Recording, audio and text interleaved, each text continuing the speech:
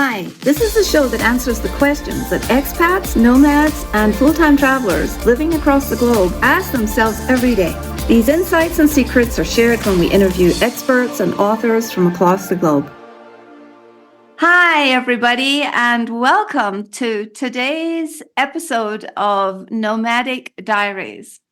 It is my amazing pleasure to be interviewing someone who has been a distant mentor for me over my expat journey. Her name is Robin Pascoe. Welcome, Robin. Hi. So Robin is the author of 5 books, all around the subject of global living for expatriate families. And she has recently published her memoir, which is sort of the present with the bow on the top, I think. It's called The Carry-On Imperative, a memoir of travel, reinvention, and giving back. Welcome, and thank you for being here today, Robin. I'm delighted to be here because I can tell that we're going to have a great conversation. Yes, I think we are. Can you just tell us, frame this up just a little bit for our listeners, and talk about just your overall expat experience? Where are you today? Where are you sitting right now? And where do you find yourself normally? And, how many decades have you spent traveling or living overseas? Wow. Okay. Well, let's see. I'm speaking to you today from San Vito, Costa Rica, which is pretty much in the back of beyond of Costa Rica, off a tourist path, because our daughter, a third culture kid, has founded an environmental education center here in San Vito with our help, and is pursuing her dream of leading an environmental education project. It's a family project. It's one even that her brother has been roped into as well. We're all working for her. So we're all down here helping her with this project. And I'm more or less also down here because she's giving us 2 delightful grandchildren. So that's another reason for me to be down here. But basically, we spent 4 decades basically traveling. I'd like to say the pandemic was when we got grounded. Starting with the beginning of my marriage over 40 years ago, when I married a foreign service officer, a Canadian foreign service officer, and we spent 15 years as a Canadian foreign service family. So we had 4 different posts with the Canadian government, all in Asia, except for a little blip in New York at the very beginning, where I always say I got suckered into the life going, oh, it's going to be New York. And then it was never New York again. It was Bangkok and Taiwan and China and Korea. So we did that for 15 years. And at which point in our early 40s, my husband decided to step back from the Foreign Service because he was given a wonderful opportunity to still promote Canada. And in this case, it was Canadian education. And it was setting up a network to bring foreign students to Canada, to Canadian institutions. And when he was doing that, because that position was in Vancouver, we moved to Vancouver, which was a place off our map. I mean, we had never lived there. We had no connections. And that's where we repatriated out of foreign service life to Vancouver, which gave me the impetus to write a book on repatriation because, of course, I experienced everything about, from A to Z. And I'd already written several books about being on the move as a foreign service wife, the wife's guide, the parent's guide, movable marriages, raising global nomads. I mean, I was covering all the waterfront. But once we went to Vancouver, and we can talk about this in the context of repatriation, and I discovered I couldn't get arrested. I couldn't literally get a job with anything. I thought, well, okay, maybe I better go back to the expat life with these books. And it was the mid-90s. The internet was invented conveniently for me, as was Amazon. Yes. I created a website, Expat Expert, and off I went for another almost 15 years, basically traveling, not having to live in the foreign communities, but traveling to them from Vancouver and meeting all sorts of expats in all the international schools on all the continents. And that was fantastic. But around 2009, 2010, when I was in my late 50s, I thought, okay, enough with the expats. I said, I'm sick of expats. I'm done. And as it happened, my husband had moved on to another position. We had actually created a company. He created a company called Maple Bear, a Canadian, bilingual Canadian education model. And he roped me into creating a brand and doing all the communications and all the good stuff. that I knew how to do because my background's in journalism and communications. So Rodney and I spent 10 years until the pandemic grounded us, traveling the globe, building Maple Bear on the go, not so much with expats as much as local communities who were coming to our schools. But there I was again thinking, oh, this is like being an expat. Again, here I am, except that I wasn't moving to those countries. I was traveling in and I was traveling out, and I was based in Vancouver. And then the pandemic came along, grounded us. And basically I said, okay, at that point I was in my late 60s or, my 60s. Okay, time to write a memoir. And that's when I sat down and wrote The Carry-On Imperative and then our daughter also moved to Costa Rica, and the rest was history. We decided, okay, we'll come down to Costa Rica and start helping her with her project. So essentially, Doreen, I have been in the international life pretty much since I married my husband in 1981. So that's a long time. Yes. There you have it. It is a long time. And you and I kind of have that in common. I started out in about the mid 70s, going to Cameroon, and never went home after that. Well, I went to London, and then I went thinking, I'd be in London, and then I went to Cameroon and never went back to Scotland. So you and I have a lot in common, I think. So as an accompanying spouse, what one unique challenge have you faced living this different, obviously in different lifestyles at different periods in your life? You have had to constantly transform your identity and who you are, and you've had to learn to shop, and you've had to learn to speak languages. You've had to do it all. You have to change your life 100%.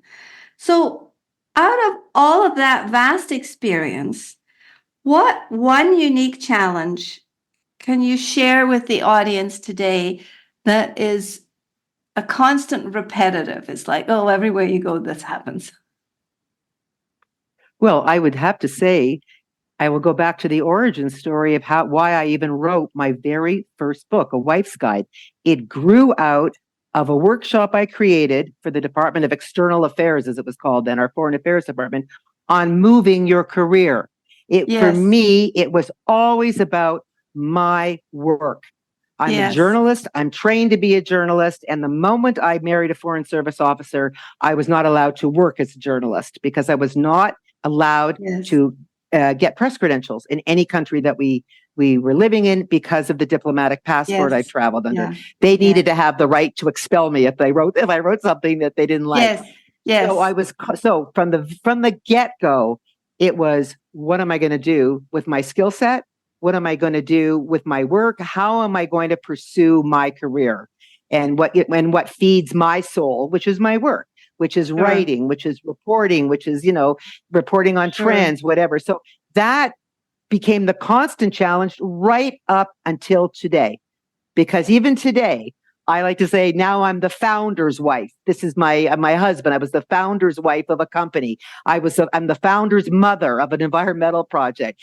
Who am I in all this stuff? I'm just the person who is very conveniently has a great skill set to help everybody. So I created a brand for my husband's company. I created a brand for my daughter's environmental project. I've always been able to figure out what I should do and where I should put my skill set.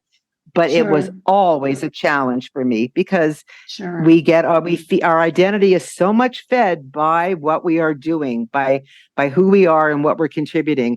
It shouldn't be that way. It should be, I'd like to think it's different, but that was the constant challenge for me to be able to do something that was mine alone, that made an impact, because I've always been driven by what can I do that will make an impact. And some countries, it was hard to have an impact if you weren't allowed to do what you know how to do. So I'd say the career challenge, constant over 4 decades and still ongoing.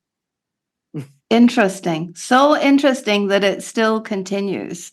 So it seems to me that you're extremely purposeful. And that's a good way to put it.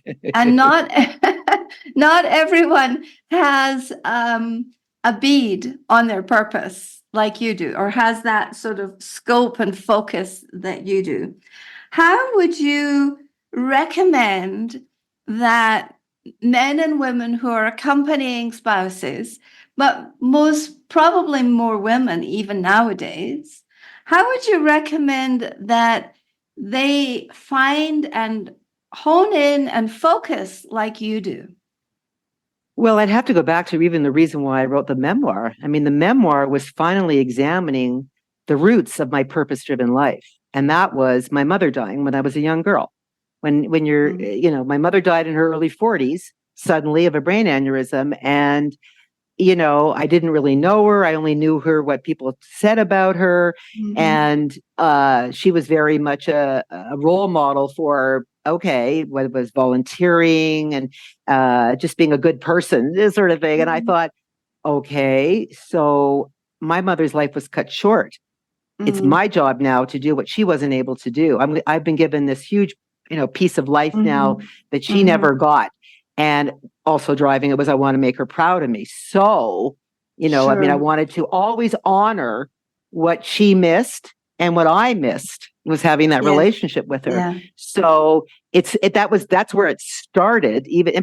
Having said that, that's sort of my nature, my very nature. You're built a certain way or you're not built a certain way. There's some things that will impact you. This is the nature versus nurture. Where does it come from? Well, obviously I had I got to give back gene, but it was amplified by the tragic loss of my mother, where I thought, okay, no, I have to absolutely live for two or whatever it was, and carry on like that.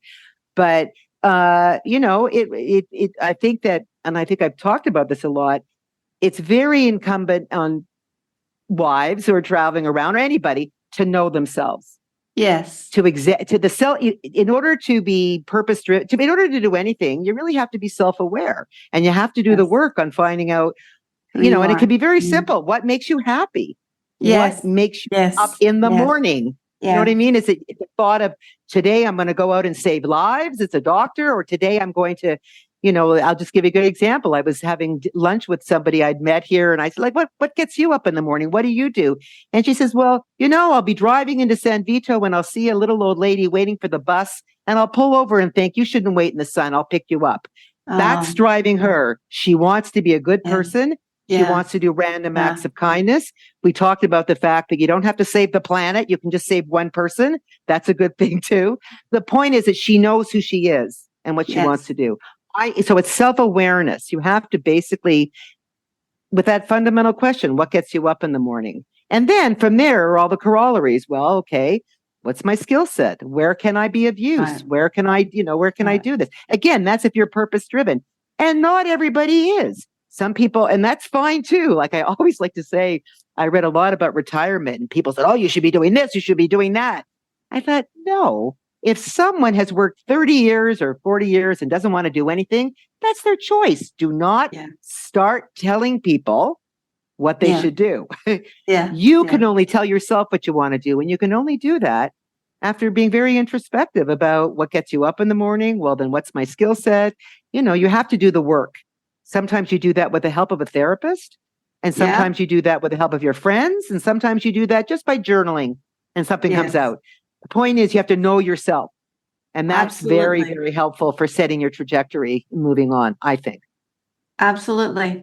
So that sounds like really good coaching right there. What gets you up in the morning, and what is your skill set? There's two things that our listeners can take away from this question alone.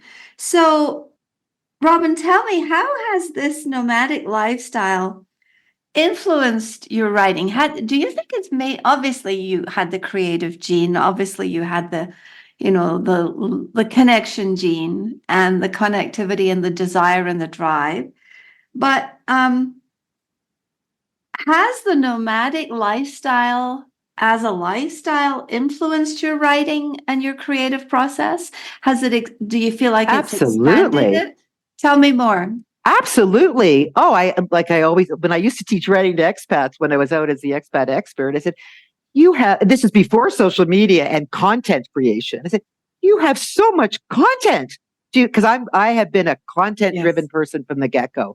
Every marketing campaign, every brand, everything I've created, it's been driven by content. Okay. Right. So as an expat and all the travel, oh my gosh, you've got like the content is coming. You can literally, it's right there. It's right in your face. And for sure, I mean, did I ever think I would write self-help books for families moving around? No. However, that was the life I was leading. It was wonderful content. It gave me an opportunity to do some reporting, some surveys, to do some research. So there it was. The content came from the nomadic life. If I'd stayed put, I would have been writing about something else, but I don't think I would have had this avalanche of content, which still keeps on coming. I kept thinking, okay, now I'm in Costa Rica. Well, now I got a ton of content about fighting climate change or being in this nature spot here with birders where I don't care about birds at all. And I have to keep saying to my husband, I think you've mistaken me for someone who cares about birds. I don't. It's like I mean, I have so much ready content that I would say the nomadic life gives you that. Obviously, we could go down a whole path of what a nomadic life gives you in terms of understanding other cultures and empathy and all those pieces. I mean, that should go without saying that the nomadic life gives you a perspective and all. I mean, it's just such a reward to be able to have those pieces from the nomadic life. But pragmatically, because I'm pragmatic in the end, because in trying to find something to do, I'd have to say the nomadic life gave me so much to write about, and it just never stops. So that's my biggest gift from the nomadic life, was so much great stuff to write about. And even as you were traveling, you could say, oh, I have to take notes. I have to write about this. I have it gave you a purpose, because even traveling with my husband, and I wrote about this in my memoir, that when I was traveling with him in between the Expat Expert and before I took on the role of VP of Communications for Maple Bear, I was traveling with him. And he'd be off at a meeting. And I think, well, I have to do something. I mean, I have to do I couldn't stand it. Right. So I created a blog and I called it The Desperate Traveler so that I could write something. So I would have a purpose. If we got up in the morning and he went off to a meeting, I'd wander the old city of Prague or whatever and go, okay, I'm going to write about this. So again, it gave me, it contributed to my purpose no matter what, coming and going. And that was a great gift, basically, to a writer for sure. As a writer, that's a fabulous gift. Now, so many more people are talking about or considering becoming nomadic. There's a group that I belong to online, and they have probably 20,000 people in there, and many of whom are in the process of either selling or have sold their homes, given up everything, and going on the road. What would you say to them if they're just starting out? I'd say, are you ever lucky? Because when we were starting out, there was no internet. And I've always said, if there was an internet, I might have done much better as an expat wife, because what I missed the most was news, books, movies, like everything that's on my tablet or on this phone that I'm speaking to you on. So I'd say, wow, well done. Good time to do this, because the infrastructure is there to support what you want to do. You truly can work from anywhere now. Like Costa Rica is a good example. They have a visa for digital nomads. Yes, they do. Like countries who want to encourage you to come here, because essentially I can do everything from the balcony of my cabina here in Costa Rica. And absolutely somebody who's a knowledge worker or whatever, if they can do it because they only need an internet connection, why not do it? Why not live somewhere else?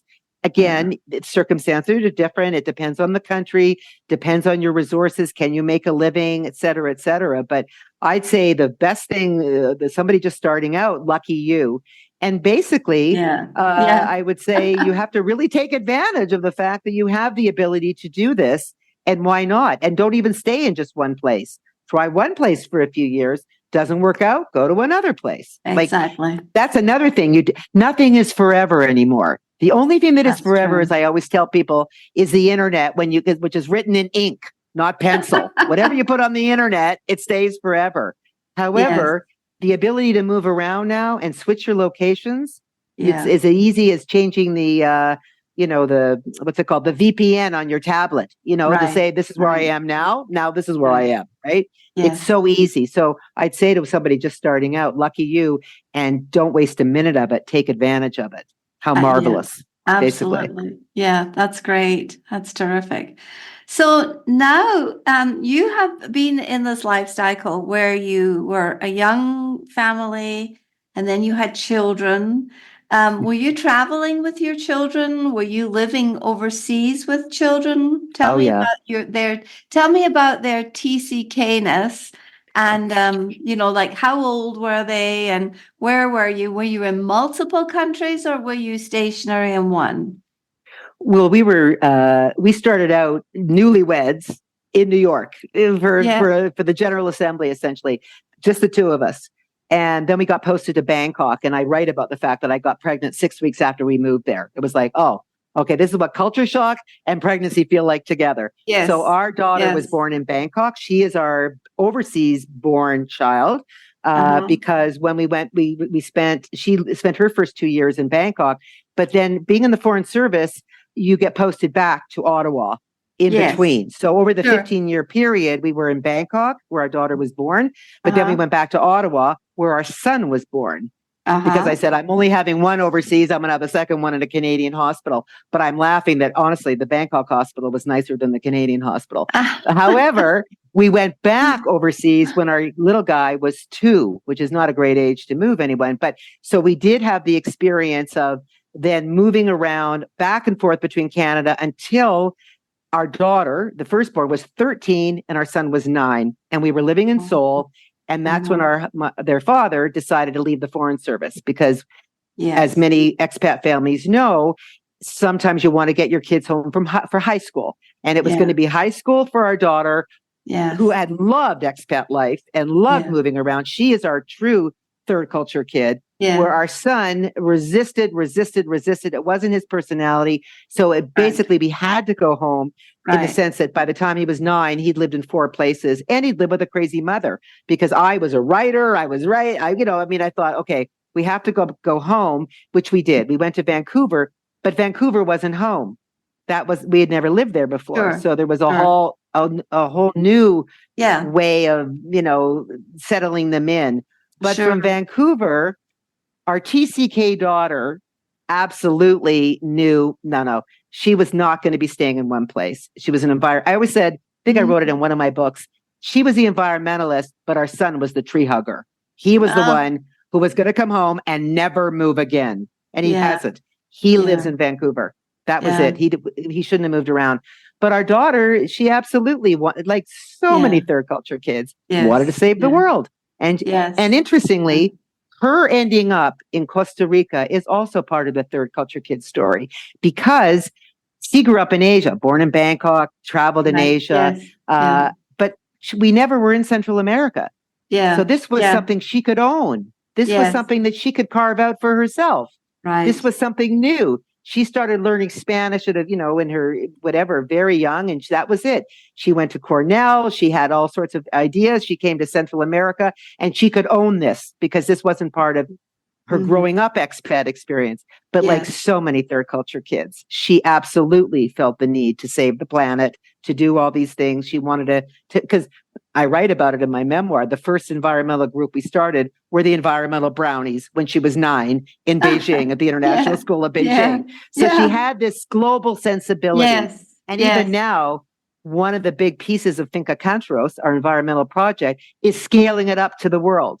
And so we're already engaged in projects which absolutely take advantage of her experience of knowing other places of the world and also dovetail with our Maple Bear project. Sure. As in we can now introduce her environmental citizenship, which was like we like to think of it, turning out good environmental citizens who want to help, save the planet. We can now do that with all sorts of other countries. So the kids, they absolutely embrace the global lifestyle in terms of, even our son. I mean, the poor guy didn't want to move, but we roped him. He was working for Maple Bear and we just shipped him out and he was on one of his trips. And I said, he phoned me once from Delhi and said, Mom, the plane's late. I said, you know what, Jay? I'm speaking to you as the vice president, not as your mother. Figure it out. I know you will. Click. And he did. Because that's what we did back in the day. and you and I can agree on this. Oh, yeah. We didn't tell our kids. We didn't have cell phones where we said, do this, do this, do this. Call me when you arrive. Call me when you arrive and Didn't figure happen. it out yourself. That's right. Because that was one of the things that I lectured about in the early aughts. When I was at all the international schools, I said, you are not doing your children any favors with these cell phones. You're not doing, I mean, but when we started, foreign service kids, third culture kids jumped on a bus and went somewhere. By the time I left the expat lecture circuit in 2010, I was speaking to mothers who wouldn't let their kids out of a compound. And I would say to them, and a lot of that was Saudi Arabia, which is, of course, there's certain issues that are certain countries, but in India, places like that. And I would actually ask the parent, why did you move? Why did you move if you're not letting your children actually meet an Indian child? Why are you even here? You're on your phone now, you're on your computer, and you've totally uprooted your children, and you're not even letting them explore the country. Yeah. You know, we've gone to the other extreme, as you know. I was lecturing about helicopter parenting in 2003. I was lecturing about the danger of the cell phones, especially in the expat life, where a child was not going to learn how to do anything if the mother was tracking them every step of the way. They weren't going to jump on a bus. They weren't going to have an experience. They were basically going to be driven around in a car, looking out at the local culture.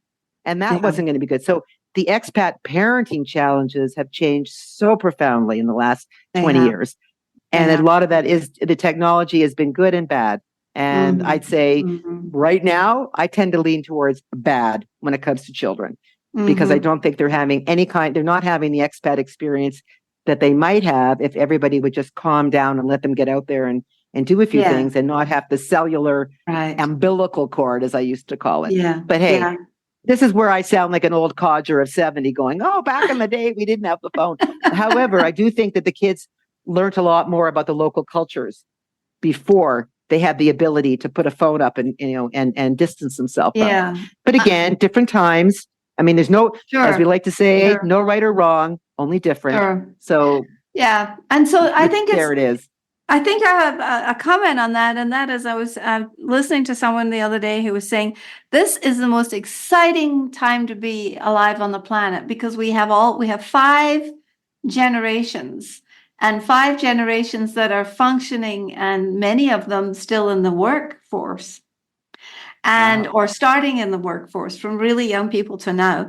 And so I think it's rather fascinating that people like you and I can look at the challenges over time, and how time has absolutely transformed much of the behaviors. And I remember my adventures in Cameroon, West Africa, so much more vividly and in detail now than I did like during the 30 to 40 years I was living overseas. And so now it's sort of it's coming back, and I think, I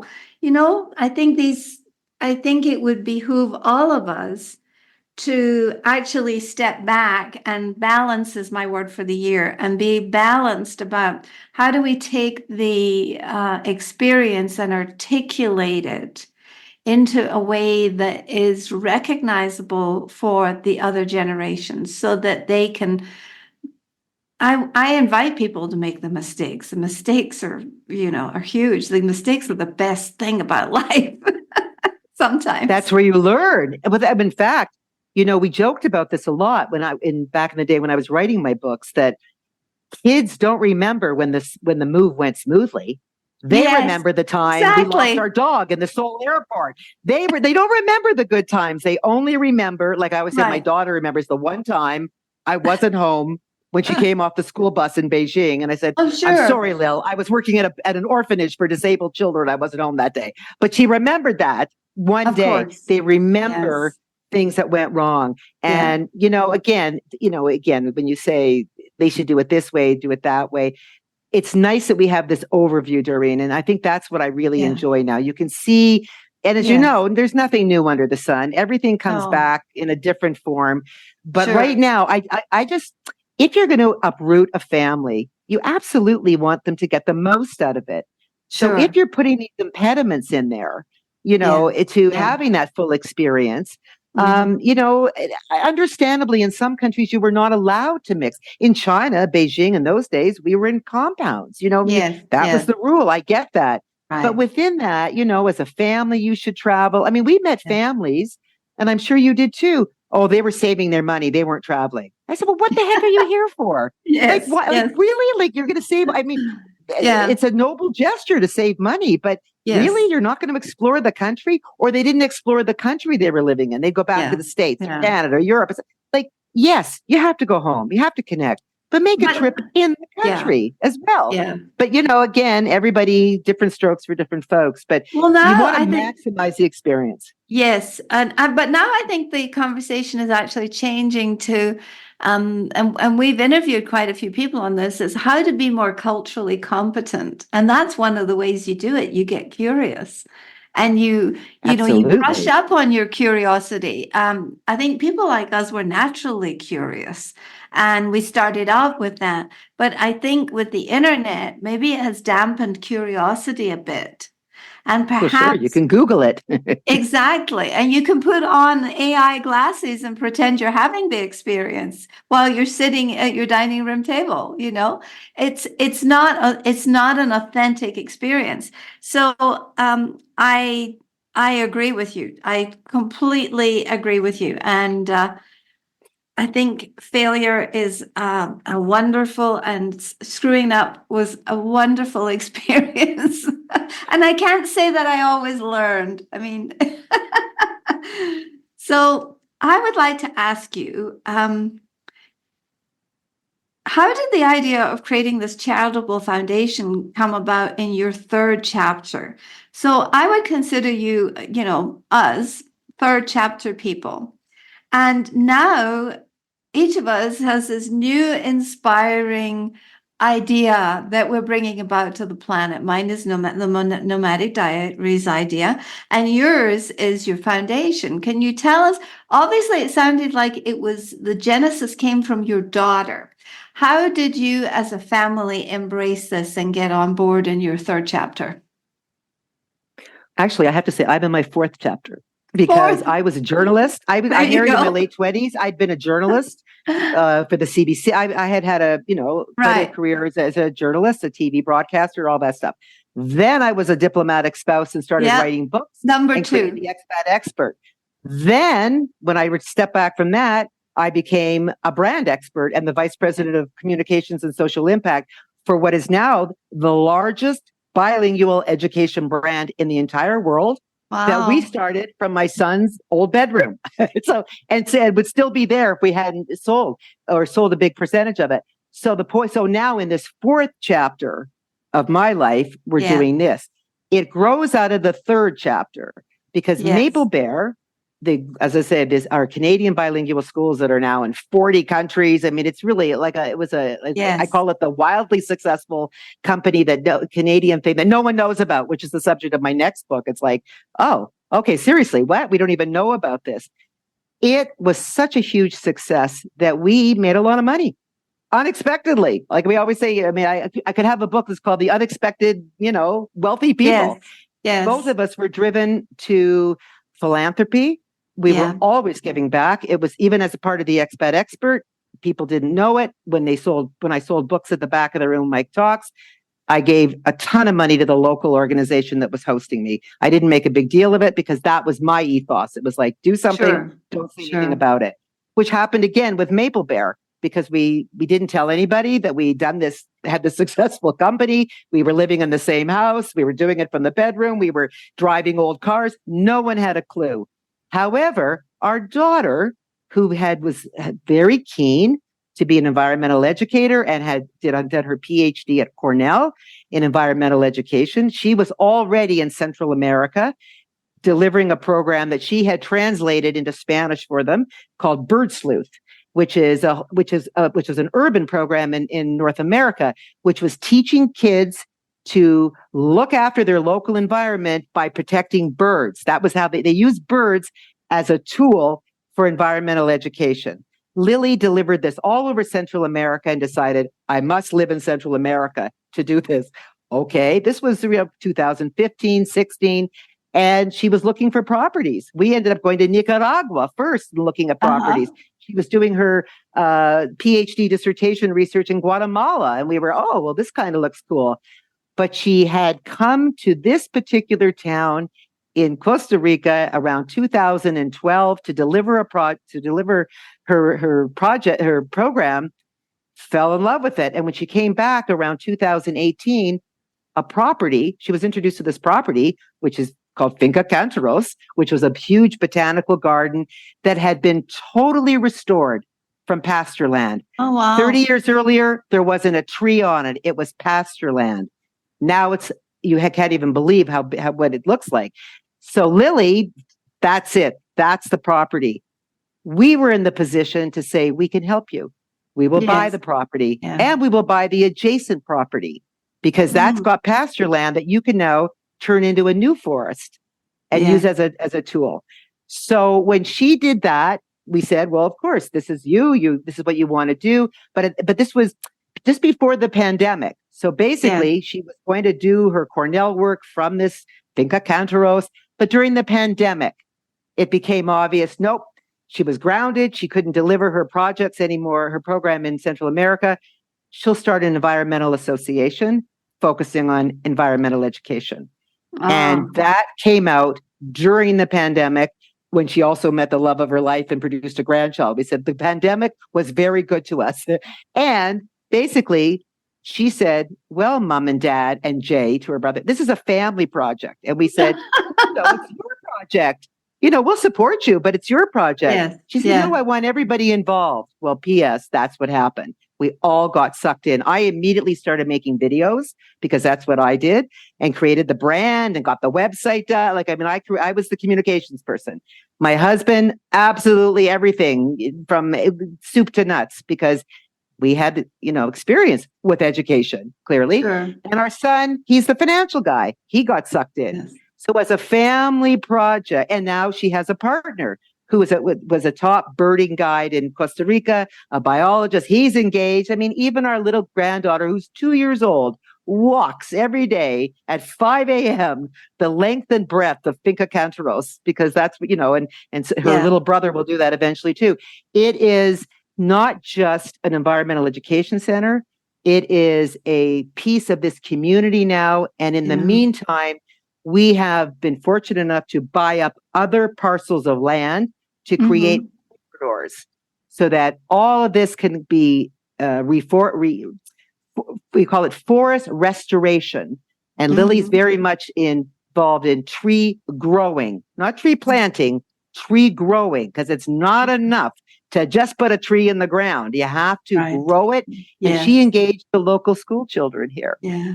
And now we're engaging with other school children, Maple Bear school children around the world and planting a forest in their name. It has become, as I like to say, who knew it was going to be like this? I had no idea that it would be this huge project. She has researchers and connections with Cornell, where she did her PhD, with Stanford, with Texas A&M, with universities in Switzerland. She's got research. She has community development. But most importantly, she has the local people engaged in her project. Yeah. This is not a research center where a local doesn't go. Every week there's an event.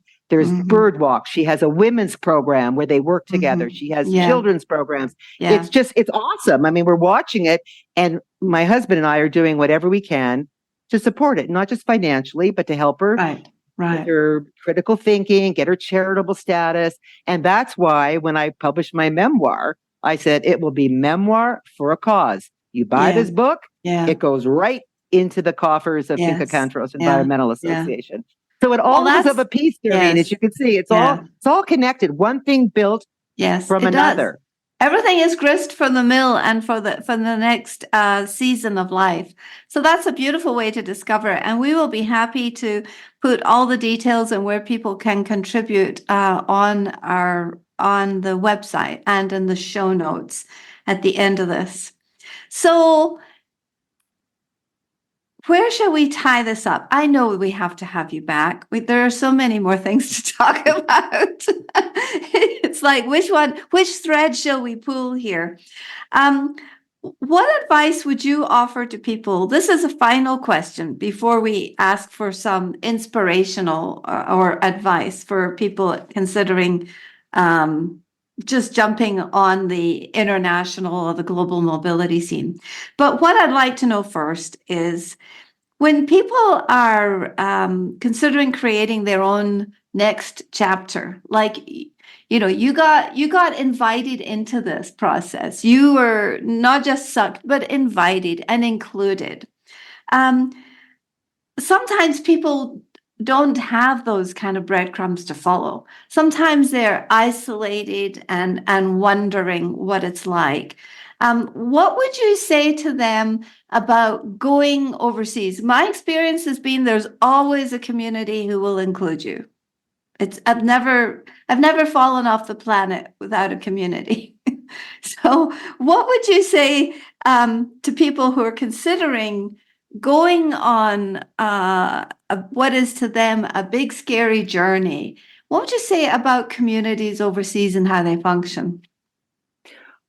Oh, well, actually, there's several questions in there because what I was going I to say is know. that one of the things that you really have to be able to do, and I wrote about this as well in my memoir, I called the essay Interregnum. And it was before the breadcrumb was put in front of me to be sucked into Maple Bear, my husband's company, where I knew I was finished with Expat Expert, but I didn't know Yes. what I was going to do next. And I Yeah. think that was the first piece of in your question. Like, okay, how do I, move myself into the next place, Right. into the next place? And I have to say that you have to be prepared to fail.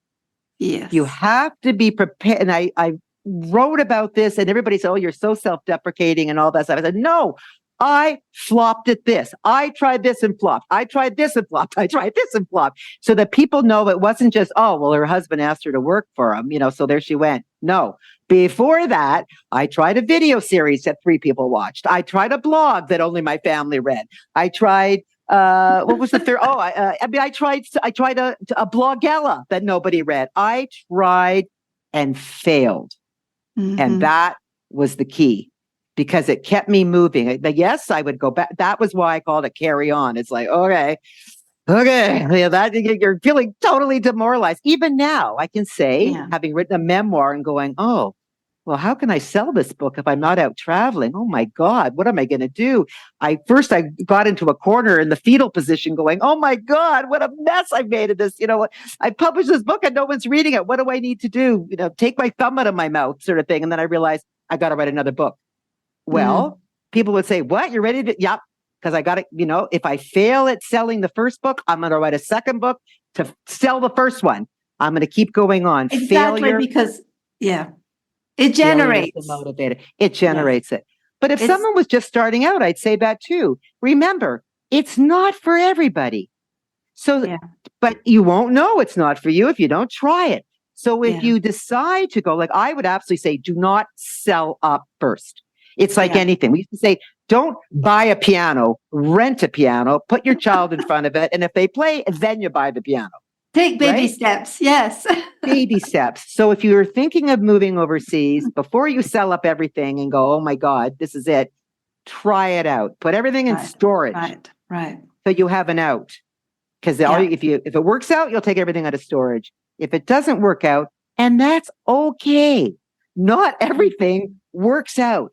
Not everybody, this life isn't for everybody. Not everybody has the resources to do it. Not everybody has the inner resources to do it. But you're right. There will be communities everywhere. We were lucky, absolutely, with Finca Cantros in Costa Rica. We said to our daughter, we'll just have all your friends now. We're not going to make any new friends. Like, it was easy for us, but you have to be ready to put yourself out there and not literally curl up in a ball and die if you fail. Because failure really gets you onto the next project. I absolutely believe that. And that's something, sadly, and if I want to rant about young people, they're not failing because whether you're, got a helicopter parent or I like the other one, the snowplow parent, clearing the way. I like the snowplow parent. I'm Canadian, so we use snow a lot. They're clearing the way. They're not letting the kid fall or fail. I'm sorry. They have to fail and pick themselves up. It's the same with an adult. Now it gets harder. I mean, listen, I can talk, in broad terms. I have been incredibly lucky. It's why I meditate every morning. And the first thing is the gratitude, because I've been given abundance, right? Yes. But I've worked hard. I've tried to give back. I used to teach my children this, you're lucky. But I don't want you to feel depressed because you're lucky. I want you to acknowledge that you're lucky. If you want to be depressed for a minute, fine, then move on and get on and give back to somebody. Okay. Right. But don't sit there and go, oh, well, feel bad about yourself. Because, so we have a million ways to feel bad about ourselves. You just have to look at Instagram and somebody's, perfect hairdo or perfect body to go, oh my God, I feel bad about myself. So that would be another piece of advice. Don't judge the international life by somebody's Instagram feed. Yes. Okay. Don't do it that way, because we all know that Instagram is not the real world, or Facebook or whatever. And so, don't start judging yourself by other expats. Goes back to how we started this conversation. Know yourself. Yeah. Know yourself. What gets you up in the morning?